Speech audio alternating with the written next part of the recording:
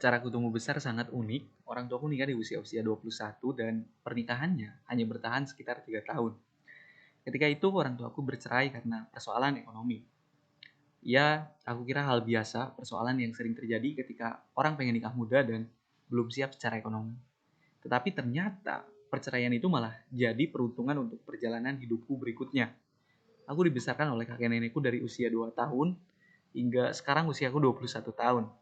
Mereka memperlakukanku persis seperti mereka memperlakukan anak mereka sendiri. Aku juga dikasih kesempatan yang sama untuk pendidikan yang kuputuskan ku tempuh. Menariknya, aku bahkan gak sadar aku tumbuh besar di keluarga yang kaya. Sampai aku punya kesempatan pendidikan keluar kota. Karena selama aku tinggal bersama kakekku, SD sampai SMP, aku jalan kaki. Dan SMA aku baru punya motor, itu pun ya motor biasa aja, Suprapit gitu. Yang kalau temen-temenku cengin aku, itu 1 liter katanya bisa dipakai sampai Mekah tuh. Di masa-masa SMA, bahkan aku pun perlu jaga kios Sabtu dan Minggu di kios kakekku untuk bisa bayar uang SPP sekolah. Yang waktu itu harganya 200.000. Jadi per hari aku dapat bayaran 25.000 dan aku juga jadi kuli panggul di situ seandainya ada kiriman beras yang datang. Caraku dibesarkan inilah yang membentuk diriku sekarang hingga menjadi sosok yang selalu punya pemikiran kreatif untuk berbisnis. Karena itu, background keluargaku dan tindakan itu memang sangat dihargai dan diapresiasi oleh orang-orang rumah.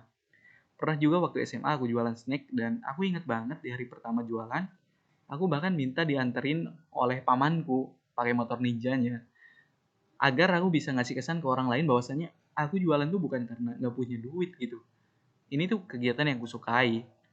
Di momen SMA inilah momen dimana aku mulai capek dengan kehidupan rumah karena aku dulu memang belum punya keterampilan untuk save money.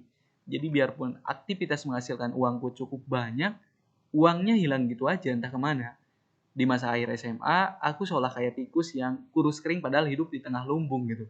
Kakekku emang kaya, tapi sumpah aku nggak punya apa-apa karena belum punya keterampilan save money dan investasi.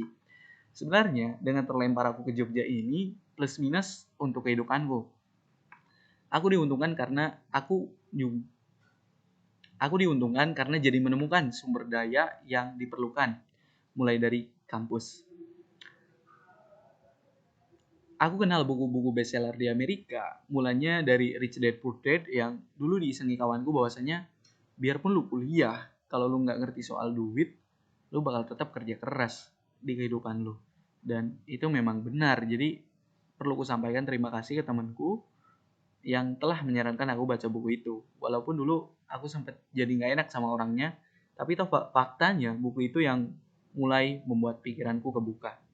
Mulai dari situ, ku pantau bestsellernya Amazon, ku buat list-list buku paling laris, dan ku buat kategorinya.